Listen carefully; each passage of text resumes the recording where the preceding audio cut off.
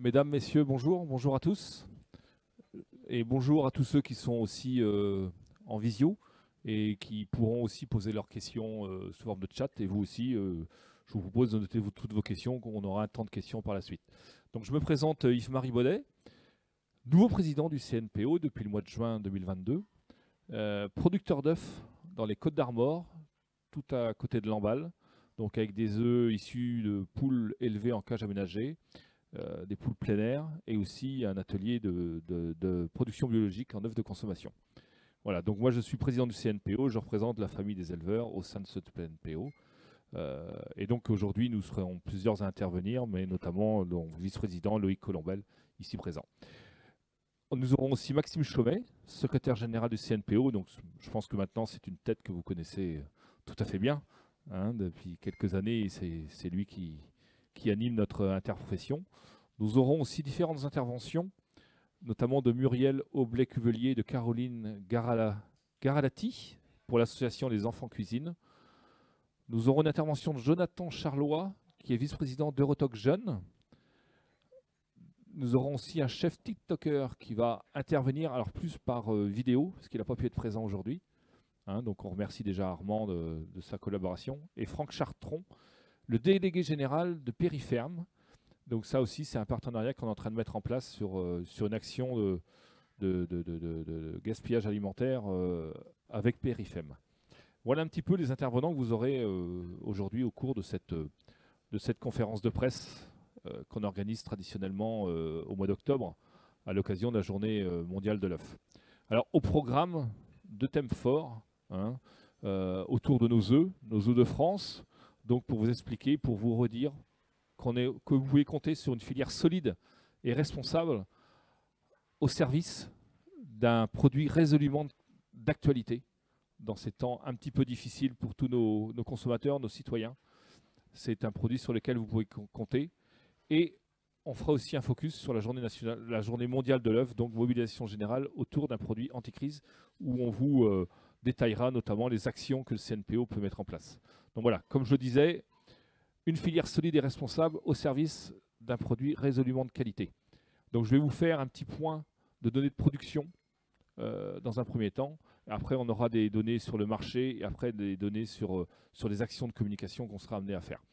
Donc l'œuf, vraiment un aliment anti-crise qu'on peut aussi trouver dans tous nos magasins, dans tous nos réseaux de distribution. C'est aussi un aliment qu'on peut multiplier dans de nombreuses recettes. Et puis, la protéine la moins chère du marché, ça, on se doit de le répéter sans arrêt. Chiffre important dans nos données de production, plus de 1500 milliards d'œufs produits dans le monde en 2021. Alors, plus de 1500 milliards d'œufs. Vous noterez sur l'écran aussi que 30% des œufs mondiaux sont produits par la Chine. L'Europe, 7,5% de la production. En 2021, la production mondiale représente près de 90 millions de tonnes en équivalent œufs coquilles, plus 0,9% par rapport à 2020. Sur 2022, on a une réduction inédite de la production mondiale. Vous en entendez parler de façon très régulière. Les problèmes sanitaires, et notamment l'influenza aviaire, qui a touché plus de 100 millions de pondeuses, près de 100 millions de poules pondeuses dans le monde depuis un an. Ce qui fait qu'on a une prévision de production mondiale à moins 0,3%, et notamment des gros pays producteurs comme les États-Unis à moins 0,4%, et en Europe, sur l'année 2022, on risque d'être à moins 3% de production sur cette année 2022. Donc voilà les quelques éléments. Ça n'empêche que sur 2021, la France est leader en Europe en termes de production, avec ses 15% de part de production faits par les 15,7 milliards d'œufs produits. On est sur une progression de 3,7% en termes de production par rapport à 2020. Donc ce sont des belles progressions.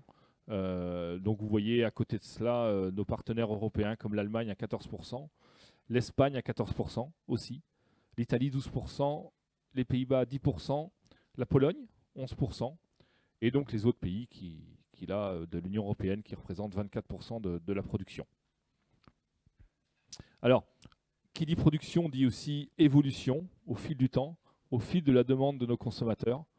Et depuis quelques années, on se donnait des rendez-vous sur l'évolution de la production en France. Et notamment en 2016, nous avions affiché un objectif de 50% de poules en élevage alternatif en 2022 dans les plans de filière qui avaient été écrits.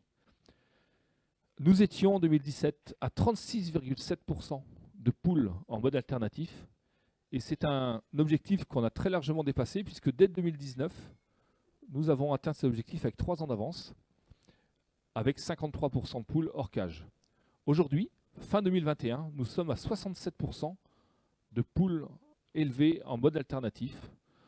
Donc il en reste quand même 33% élevées en cage aménagée, mais ces 67% là, à fin 2021, montrent un mouvement très important dans la production française et la confiance qu'on peut faire aussi dans les producteurs d'œufs français pour s'adapter au marché, pour s'adapter à la demande du citoyen, qui ne correspond pas toujours à celle du consommateur, mais la demande du citoyen, on essaye d'y correspondre du mieux possible. Ce n'est pas simple à l'échelle de la production de revoir des schémas qui sont lancés pour des années et des années en termes d'investissement, mais les éleveurs et leurs organisations de producteurs ou de production essayent de faire le nécessaire pour que la production d'œufs française reste leader en Europe et notamment puisse correspondre à toutes les demandes du citoyen pour assurer cette autonomie en œufs sur le territoire français.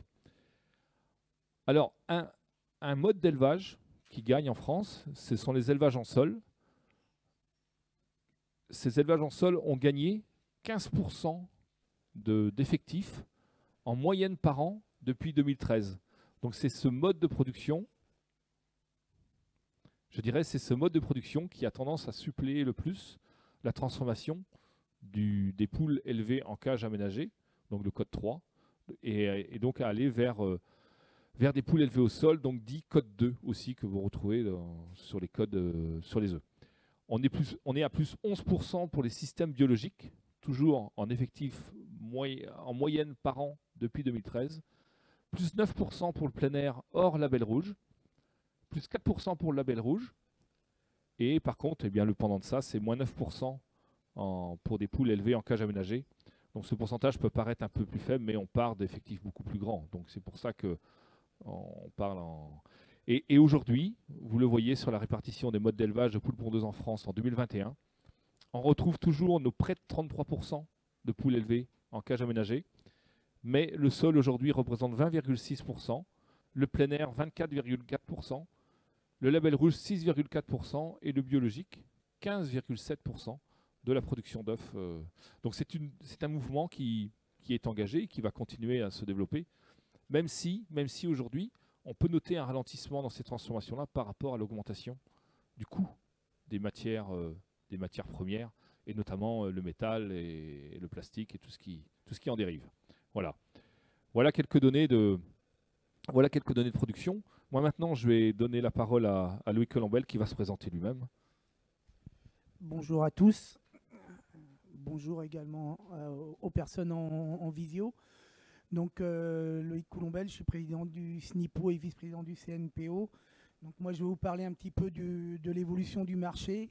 On a donc vécu 2 années en 2020-2021 très spécifiques liées à la situation Covid. On retrouve une marche un peu plus normale de notre marché. On est en termes de consommation d'œufs à 218 œufs par an et par habitant dans la moyenne européenne, mais loin derrière un pays comme le Mexique par exemple qui est à 355. Moi je milite pour un œuf par jour et la forme toujours, donc ça ferait 365, ce serait bien. Si on arrive un jour à ce nombre-là, on aura accompli une belle mission. La répartition de cette consommation, elle est sur 3 circuits qui sont identifiés. Donc la partie donc ovoproduits pour la restauration hors domicile et l'industrie qui représente 35%. La partie principale, 44%, qui sont les achats des ménages, soit en circuit spécialisé, soit en grande distribution. On a 21% d'œufs qui vont sur le secteur de la RHD, mais il faut voir qu'ici, ça représente à peu près 95% du marché, parce qu'on a à peu près 5% du marché qui est en autoconsommation ou, on va dire, en vente entre voisins, on va dire, ou don entre voisins. C'est ce que l'on estime. On est sur un produit n'importe comment qui est un produit phare dans la consommation des Français, qui est très largement consommé au quotidien. 96% des ménages achètent des œufs.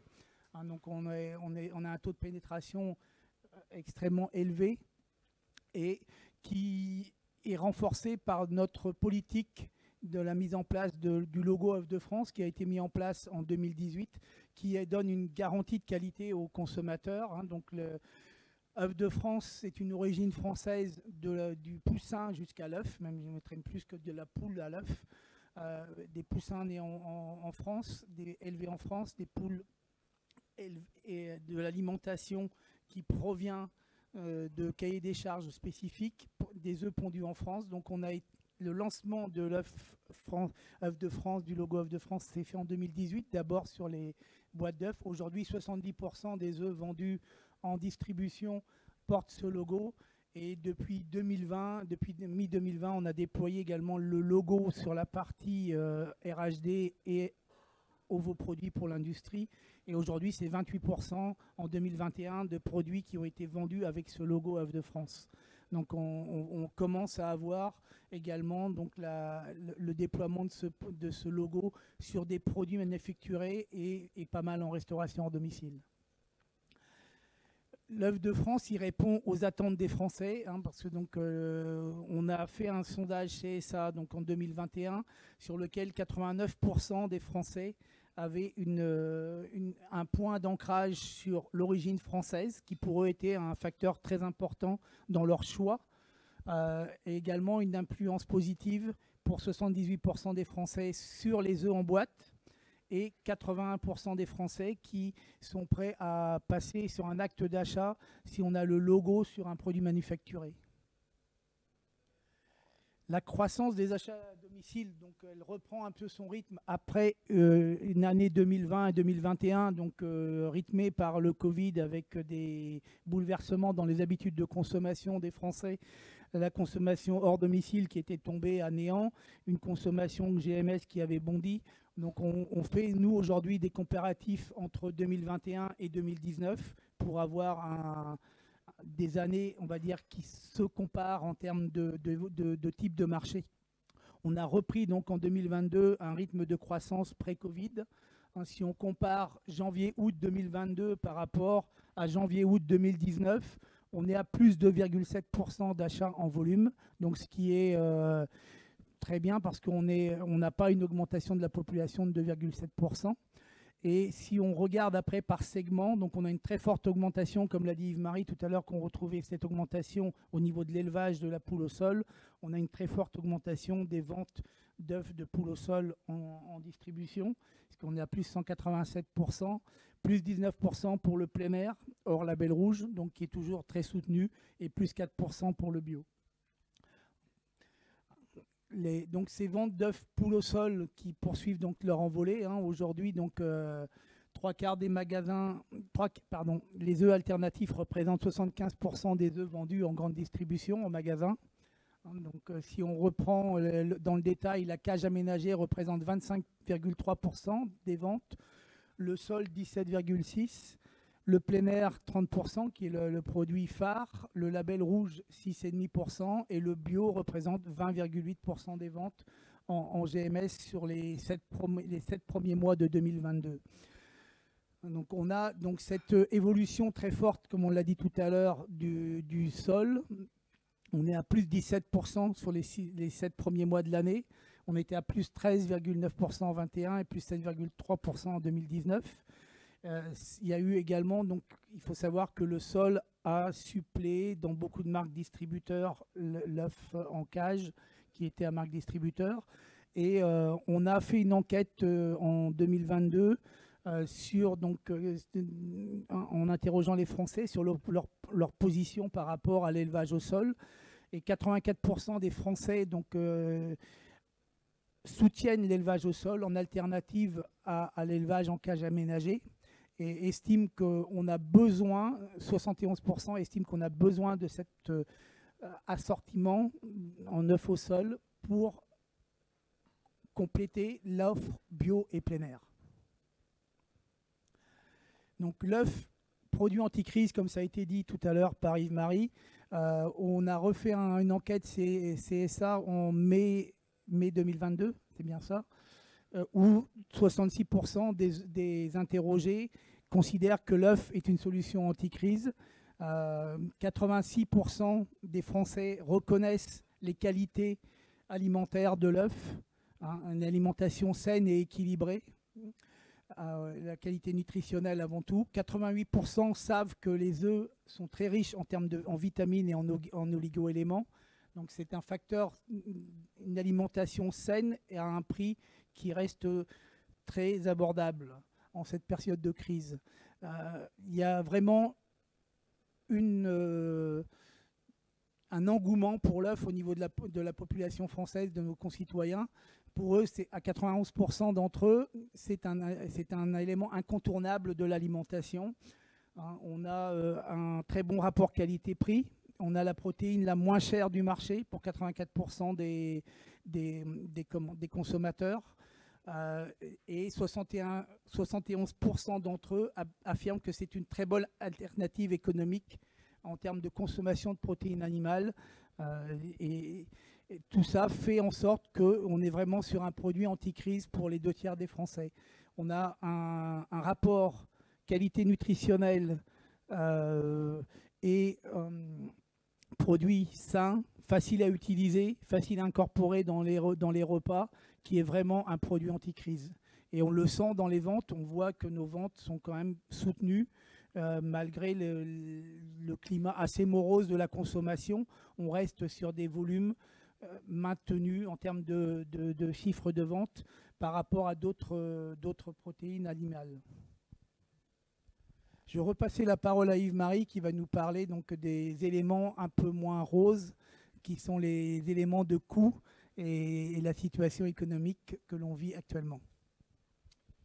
Merci Loïc. Merci Loïc pour cette brillante présentation.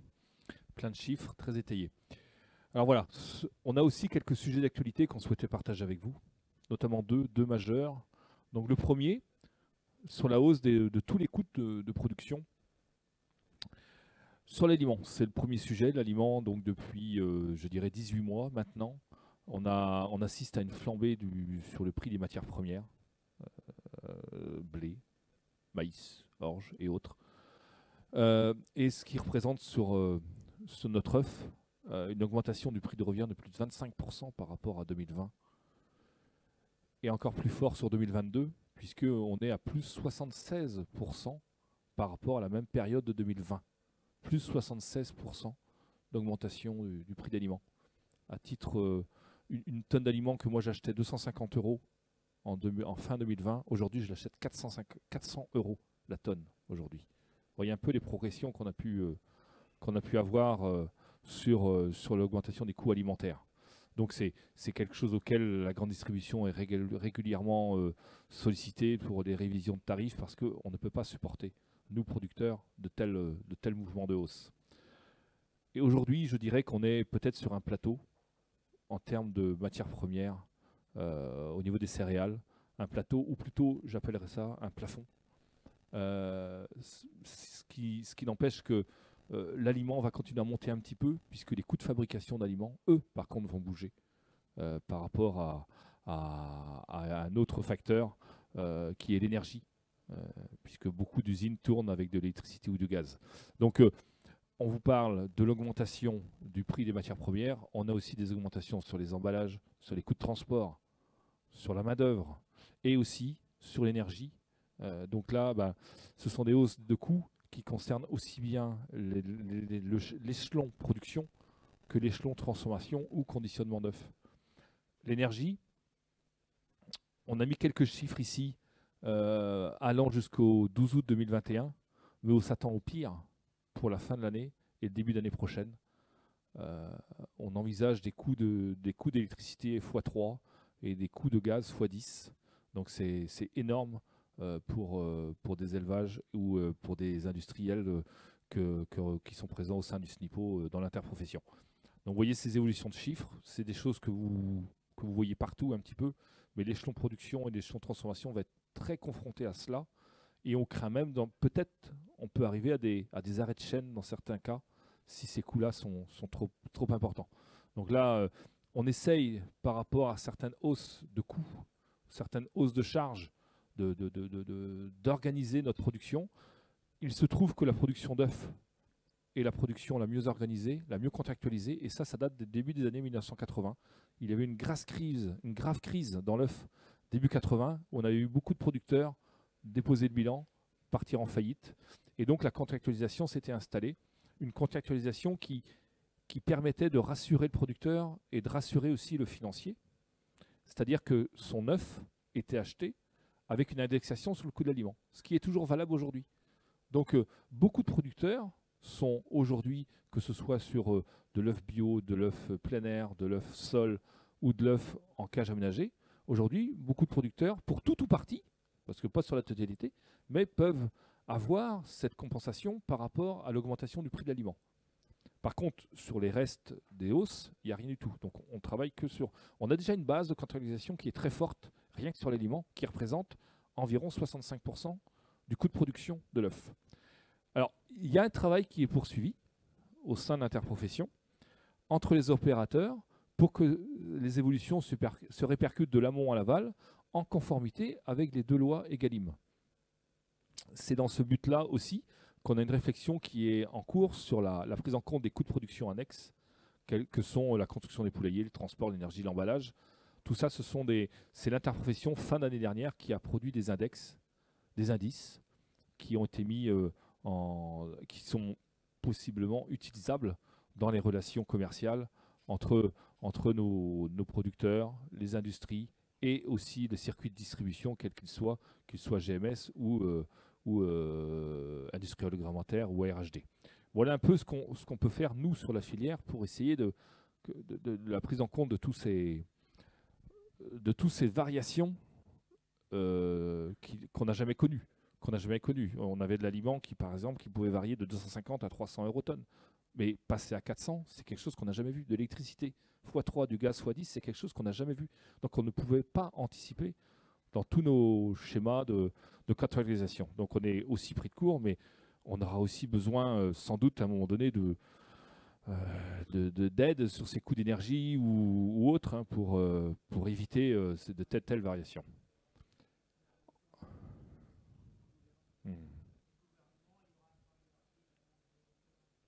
Voilà, c'est des sujets qu'on pourra aborder. C'est des sujets qu'on pourra aborder dans vos questions tout à l'heure, si vous voulez la noter. Et puis on reviendra, Loïc et moi, on reviendra sur ces sujets-là. Le deuxième sujet d'actualité, c'est cette influenza aviaire, avec une filière très très très mobilisée pour la prévention. Hein, aujourd'hui, vous n'êtes pas sans savoir qu'on a quelques cas sporadiques de grippe aviaire, essentiellement sur l'ouest de la France, mais sur la moitié nord, on va dire. La filière œuf appelle à la plus grande vigilance. Je peux vous dire que sur le terrain, tout le monde est en alerte maximale. On est sur des schémas qu'on a connus dans le Covid. Hein, c'est tester, isoler, voilà. Donc on a des campagnes de tests qui sont très très importantes. On a une mise à l'abri qui se fait sur beaucoup de départements de l'ouest de la France.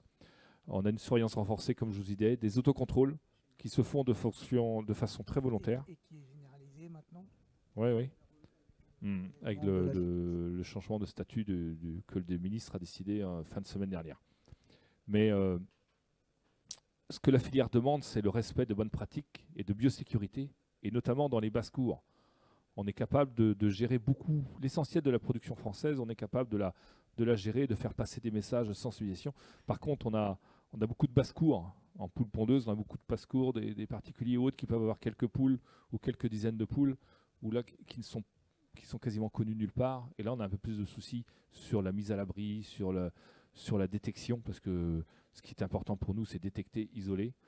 Et là, on n'a pas cet outil-là. Alors c'est l'autorité du maire qui doit travailler ce genre de choses à l'échelle de sa commune, mais c'est souvent des sujets qui ne sont pas pris en considération comme il le faudrait au niveau des mairies. Donc voilà, c'est cette chose-là qui nous fait craindre un petit peu, mais voilà, on sensibilise, on demande, on écrit à l'association des maires de France pour qu'il y ait des points faits dans les bulletins municipaux et autres. Bon, c'est des choses qui se mettent en place, mais c'est très très très important Parce que là, on a eu des premières contaminations au mois d'août. On n'est pas rendu au printemps prochain. Et il faut absolument qu'on ne reconnaisse pas ce qui s'est passé au printemps dernier sur la Vendée. Donc on est très très vigilant. On a des vétérinaires et autres qui sont sur le feu tous les jours. Voilà un petit peu sur ces deux premiers sujets d'actualité. Donc les coûts de production, l'influenza aviaire. Et le deuxième sujet d'actualité qui est très très important à l'heure où on se parle, c'est la fin de l'élimination des poussins mâles, un enjeu sociétal prioritaire pour la filière. Donc Julien de Normandie a signé un texte en cours d'année 2022 pour rendre obligatoire la fin de l'élimination des poussins mâles au 1er janvier 2023. La filière sera prête au 1er janvier 2023 pour l'entrée en vigueur de la réglementation française. Des investissements conséquents ont été effectués dans les couvoirs. Là aussi, il faut le reconnaître, l'État a apporté son soutien dans le cadre du plan de relance. Les équipements sont en cours de finalisation, et notamment la technique, puisqu'il faut savoir qu'on est sur une technique naissante. La France et l'Allemagne sont les deux seuls pays à mettre ces techniques-là en place pour aller vers la fin de l'élimination des poussins mâles. La France et l'Allemagne uniquement, sur une Europe à 27, c'est déjà remarquable. Et aujourd'hui, il n'y a pas beaucoup d'entreprises qui s'étaient intéressées au sujet de l'ovosexage sous quelque forme qu'il soit. Donc, il faut quand même voir que ça a un coût annuel majeur pour la filière évalué à 50 millions d'euros, 1 million par semaine. Cette fin d'élimination des poussins mâles, c'est 1 million d'euros par semaine. Cette mise en place est soutenue par la grande distribution. On tient à le noter aussi. Ici, vous avez un représentant, M. Darteil, qui est là, qui est représentant d'un des syndicats de la grande distribution, qui pourra aussi répondre à vos questions tout à l'heure. Mais c'est une première, on va dire, une demande du citoyen qui est relayée par la grande distribution pour quelque part eh bien, que ce coût de 50 millions d'euros soit pris en charge tout ou partiellement par le consommateur. C'est une demande du citoyen, que le consommateur l'assume, c'est une logique et on tient à saluer cet engagement-là. Par contre, la grande distribution le soutient, mais il faut aussi qu'on aille chercher dans les autres maillons qui vendent des œufs. Donc notamment la restauration en domicile à l'agroalimentaire. Donc voilà, notre objectif des prochains mois, ça va être d'élargir l'assiette, on va dire, des cotisants et d'aller convaincre la restauration en domicile agroalimentaire de nous aider à financer ce coût de 50 millions d'euros. Et puis les pouvoirs publics, parce qu'on est quand même en réponse à une décision volontariste de la France à laquelle on a pleinement adhéré dès le départ. La fin de l'élimination des poussins mâles, c'est un sujet qu'on avait, nous, dans l'interprofession, sous notre axe bien-être animal, identifié depuis très longtemps, mais il fallait trouver les techniques qui n'existaient pas, et puis cette facture-là aussi, où il fallait trouver une solution pour la prise en compte. Donc les pouvoirs publics, aujourd'hui, il y a des discussions qui sont en cours et qui devront aussi nous aider sur ce point-là. Une harmonisation réglementaire européenne indispensable. Je vous l'ai dit tout de suite, seules l'Allemagne et la France ont pris cet engagement-là. Alors, entre nous, l'Allemagne, ils ont fermé un tiers de leur couvoir, et puis ils importent 30% de leurs poussins, et puis ils exportent aussi. Donc ils ont trouvé des techniques, je dirais, un petit peu alternatives pour ne pas avoir cette facture-là. Nous, en France, on n'a pas cette solution-là. Il faut aussi savoir qu'on a un maillon sélection très très fort en France, dont on peut se vanter aussi, puisqu'on est exportateur de génétique. Et donc, on est autosuffisant en poussins et on doit supporter la totalité de la facture. Mais sauf que nous demandons au pouvoir public d'aller demander à l'Union européenne un élargissement de l'interdiction de l'élimination systématique des poussins mâles. Un élargissement. Alors, l'Italie a pris une orientation, je dis bien une orientation, à horizon 2026. Je n'ai pas de doute dans les Italiens. Quand ils prennent une orientation, ils s'y tiennent. Mais voilà, il faut 2026, c'est quand même 3 ans après nous.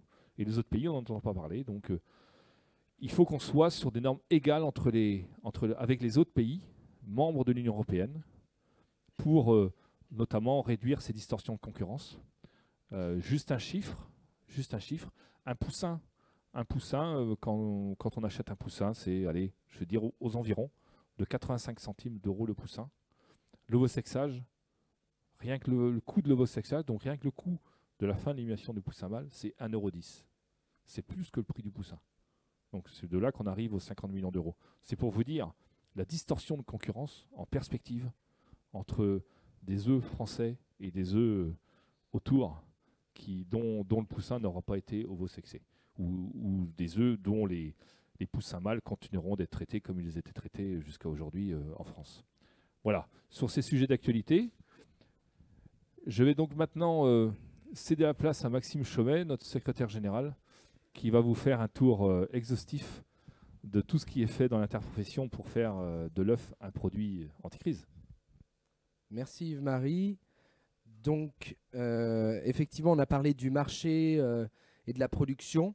Et comme 2 fois par an, on vous réunit, c'est pour parler de cette filière, mais c'est aussi pour parler de l'actualité de communication et des opérations qu'on met en place au niveau de l'interprofession. Et tous les ans, on vous réunit en octobre, une semaine avant la Journée mondiale de l'œuf, qui cette année est la 26e édition de cette opération, qui est organisée, c'est une initiative de notre organisation internationale, et qui va mettre en avant l'œuf partout sur la planète, et notamment ces fameux 1500 milliards d'œufs qui ont été produits l'année dernière, et donc des animations qui sont en place dans l'ensemble des pays partenaires. Et donc je vais vous présenter un petit peu la déclinaison qu'on va faire en France avec, comme l'ont bien dit Yves-Marie et Loïc, notre sujet d'actualité quand même. C'est parce que l'objectif, c'est quand même de faire de l'œuf un produit d'actualité. Il l'est déjà au niveau des consommateurs, mais le produit anti-crise. Et donc pour répondre à ça, il y a plusieurs éléments. D'une part, toucher les populations qui sont d'une part les plus défavorisés, mais également les jeunes, qui sont les consommateurs d'aujourd'hui et de demain. Et donc, différents canaux pour les toucher. Et également, je vous parlerai de notre engagement plus long terme aussi, qui va dans la continuité de l'anti-gaspi. Donc, différentes voies pour toucher tous ces consommateurs, tous ces citoyens, depuis le food truck qu'on va vous présenter jusqu'à notre lancement sur TikTok. Je pense qu'on est une des premières filières alimentaires à nous engager sur TikTok. L'objectif, c'est quand même de sensibiliser, comme je vous le disais, les jeunes au manger bon, au manger sain et au manger abordable. Et tout ça, c'est permis par le produit anti-crise qu'est l'œuf. La première opération qu'on va lancer, c'est une opération sur Facebook. C'est depuis 2020, effectivement, on avait des opérations auparavant, pendant la Journée mondiale de l'œuf, des opérations physiques, entre guillemets. Puis en 2020, un petit peu en last minute, il a fallu qu'on se réinvente sur cette Journée mondiale de l'œuf et puis passer bien sûr à des opérations digitales. Donc depuis 3 ans, on a des opérations sur nos réseaux sociaux. La première opération pour cette année, ça va être notre course d'arcade sur Facebook avec toujours notre mascotte Marcocotte, notre petite poule qui a perdu 7 œufs et qu'il va falloir l'accompagner donc au cours de cette semaine à retrouver ces 7 œufs. Je vous invite à aller sur notre site Facebook. Aujourd'hui, on a un petit peu plus de 25 000 abonnés, je crois. Donc, on pense toucher encore pas mal de jeunes pour, d'une part, jouer avec forcément, bien sûr, des gagnants et donc des jeux à la clé, mais aussi pour apprendre, parce que l'objectif, c'est bien sûr de jouer, de gagner, mais aussi d'expliquer justement le goût, la traçabilité, la qualité, enfin, tous les enjeux et les qualités intrinsèques de l'œuf. Donc, je vais vous présenter juste vite fait un petit teaser pour vous montrer l'opération et qui va être lancée à partir de vendredi, donc J-7 avant la journée mondiale.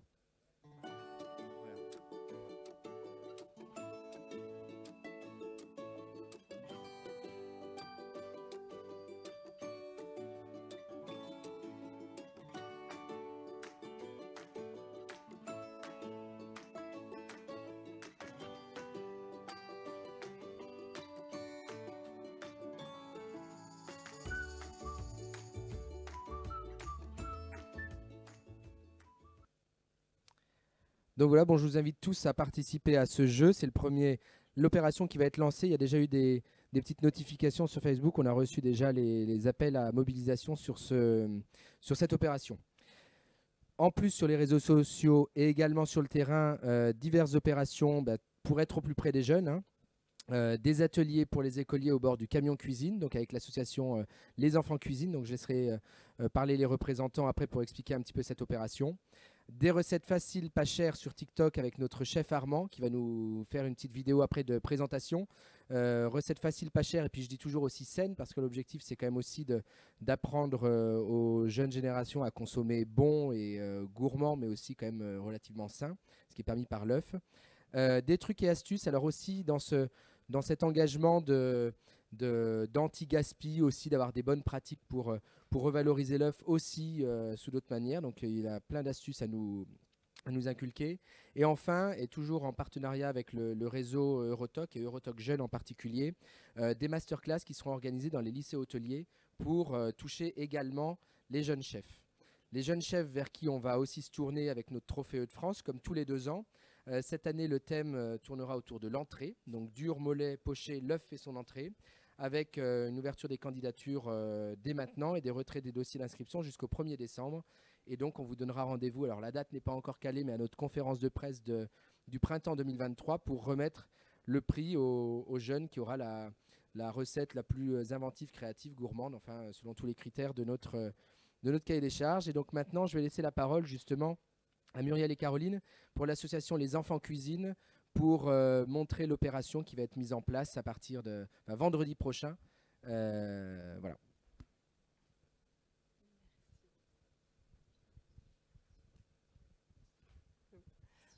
Bonjour à tous, donc je suis Caroline Garlati, responsable communication pour l'association Les Enfants Cuisine. Merci beaucoup au CNPO d'avoir permis ce partenariat et de nous inviter aujourd'hui.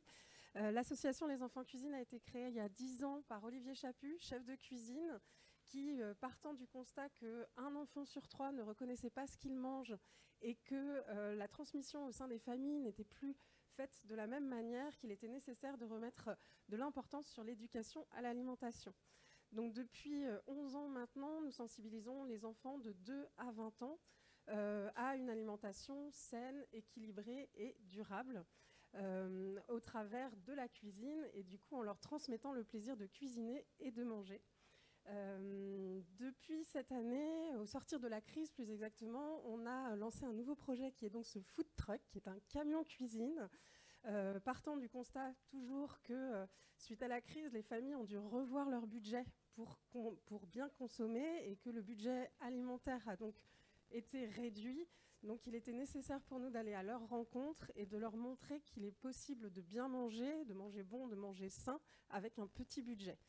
Donc nous avons monté le camion cuisine de l'association et nous allons à la rencontre pour le moment en Île-de-France. Et c'est dans ce cadre-là du coup que nous avons monté ce partenariat. Et donc pour la journée du 14 octobre, nous mettons en place des ateliers que je laisse Muriel présenter.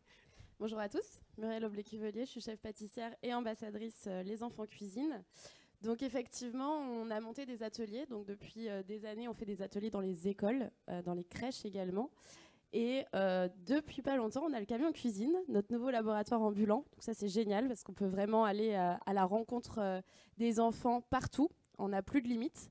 Le 14 octobre, on s'associe donc à la Journée mondiale de l'œuf pour faire des ateliers avec les enfants autour de l'œuf. Moi, je connais très bien ce produit puisque je suis chef pâtissière. Donc pour moi, c'est à la fois un support, à la fois un terrain de jeu immense.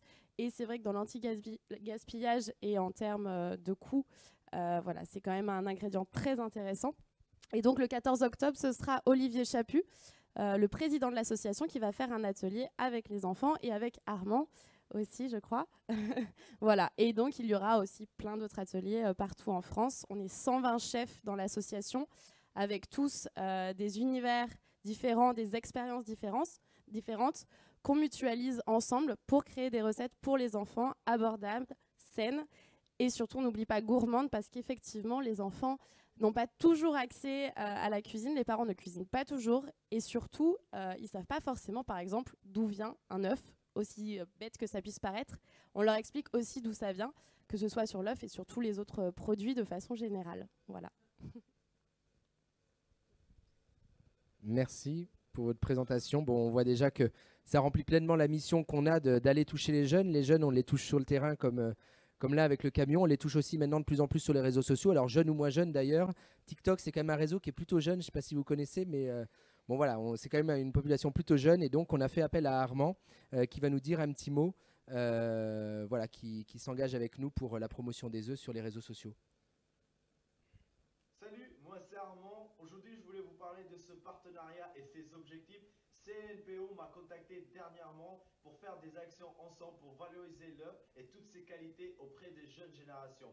Grâce à mes vidéos sur les réseaux sociaux, notamment TikTok et Instagram, le but de ces vidéos, c'est de faire des recettes simples, fun et gourmandes, et aussi de montrer aux jeunes qu'on peut travailler l'œuf en 1000 façons. On peut faire du sucré, du salé, on peut le travailler en entrée, en dessert, en plat, en petit apéritif, enfin voilà, en 1000 façons. Et surtout pour pas cher. Moi je vous dis à très bientôt. Aujourd'hui, je te montre comment faire des fluffy pancakes en moins de 5 minutes avec seulement 2 œufs. Tous les ingrédients, vous les trouvez en premier commentaire. On sépare les jaunes et les blancs. Sur le jaune, on rajoute du sucre, du lait et de la farine. Tu mélanges bien jusqu'à obtenir une bonne texture. À côté, on va venir monter nos blancs en neige bien fermes. Une fois bien montés, tout simplement, on vient les incorporer à notre mélange juste d'avant. Tu commences avec le fouet et tu termines avec la maryse tout doucement, histoire d'avoir une texture bien mousseuse. Pour la cuisson, on va venir huiler notre poêle et tu viens disposer ta pâte sur la poêle. Tu rajoutes quelques gouttes d'eau et on va venir laisser cuire avec le couvert pendant 4 à 5 minutes. Vous allez voir, ça va bien gonfler et là on les retourne. On laisse cuire à nouveau 4 à 5 minutes avec le couvert et tu débarrasses le tout. Pour mon petit déj, moi je préfère du miel, de la pistache et regardez-moi la texture. C'est hyper fluffy et c'est délicieux. Allez, je passe à la dégustation. Une bonne bouchée et c'est parti. Oh, j'adore la texture là. Non mais c'est trop bon, je te dis à la prochaine. Ciao, bye. Bon, vous avez compris pourquoi on a choisi Armand. Il est passionné par les œufs, il est hyper dynamique. Et on l'a déjà vu, alors il y a déjà 2 ou 3 vidéos qui sont sorties. Et celle-ci, les Fluffy Pancakes, alors je ne sais pas si vous avez eu l'occasion de la voir. J'ai eu plein d'amis qui me l'ont envoyé encore le week-end dernier. Elle a fait plus de 4 millions, alors même je crois qu'on est 4,5 millions de vues. C'est un succès. Voilà, donc c'est hyper bien pour nous de bosser aussi avec quelqu'un qui est motivé comme ça et qui a des idées recettes, comme il l'a dit, gourmandes, saines, pas chères et rapides surtout parce que c'est aussi un objectif de notre projet. Je vais laisser la parole à Jonathan pour le réseau Eurotalk Jeunes et les masterclass qui vont être mises en place justement dans les restaurants partenaires. Et voilà, qui a déjà un micro. Je vous laisse la parole.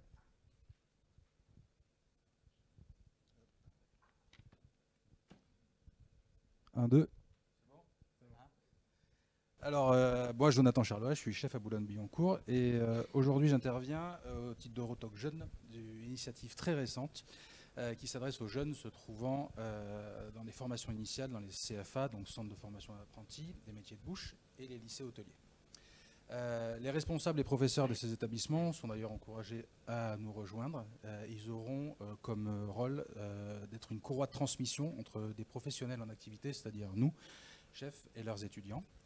Et notre rôle de chef Eurotalk aujourd'hui, c'est d'intervenir dans ces établissements accompagnés de producteurs, par exemple des producteurs d'œufs, pour proposer chaque saison des masterclass, ou plutôt partage de connaissances. Et dans le cadre de la journée de l'œuf qui se tiendra le vendredi 14 octobre, nombreux chefs animeront des masterclass autour de ce produit d'actualité, accessible à tous, car c'est à ce jour l'une des protéines les moins chères, comme on vous l'a répété plusieurs fois aujourd'hui.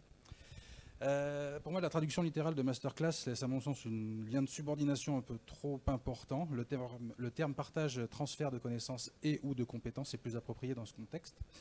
Car ces moments très précieux, où comme je viens de le dire, la hiérarchie, une fois effacée, désinhibe les élèves et libère leur parole pour créer un réel moment de dialogue, plutôt qu'une intervention magistrale qui est souvent chapeautée par un monologue du professeur ou du chef. Nous parlerons avec eux d'égal à égal, ce qui offre des échanges de qualité, un spectre d'action beaucoup plus large. Nous accéderons à un stade d'attention et de sensibilisation de ces élèves qui n'est pas atteint lors de cours standards. La considération que nous leur apportons dans ces moments privilégiés nous permet de passer des messages forts tels que aujourd'hui l'appartenance à une communauté qui place le produit au cœur de la philosophie de notre métier et par ricochet mettre en exergue l'importance fondamentale de leur binôme au quotidien auquel on ne pense que trop rarement, le producteur d'œufs également aujourd'hui. Ce producteur, lui, doit retrouver une place centrale dans notre métier de chef, car les enjeux, qu'ils soient environnementaux, économiques, sociétaux, socio-écologiques et même de santé publique, sont trop grands et importants aujourd'hui pour occulter l'importance et la qualité que doit prendre notre approvisionnement, notre sourcing. Nous devons nous rendre garants en tant que chef de la qualité de ce que nous servons, de la semence à l'assiette, en passant par la rémunération juste et équitable des producteurs. Intégrer dès aujourd'hui dans ces débats, ces jeunes futurs chefs, c'est assurer la sauvegarde d'une philosophie de travail respectant chaque maillon de cette chaîne de valeur commune.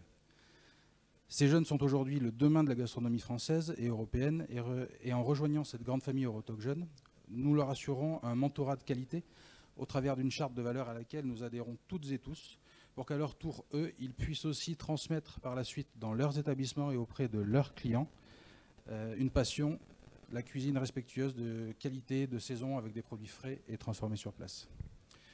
L'œuf, dans cette configuration, a une vraie place dans nos cuisines, car il est l'ingrédient avec lequel nous pouvons décliner à l'infini notre créativité à coût réduit, comme nous le montrait la vidéo TikTok.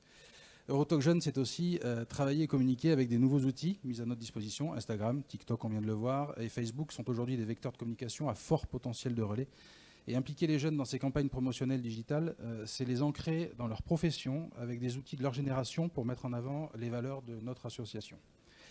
Et enfin, pour conclure, Eurotalk Jeunes, c'est la transmission sans filtre de plus de 35 ans d'engagement, d'initiative et de passion de chefs cuisiniers européens auprès de jeunes souhaitant eux aussi s'engager sans attendre dans un collectif soudé, motivé et engagé.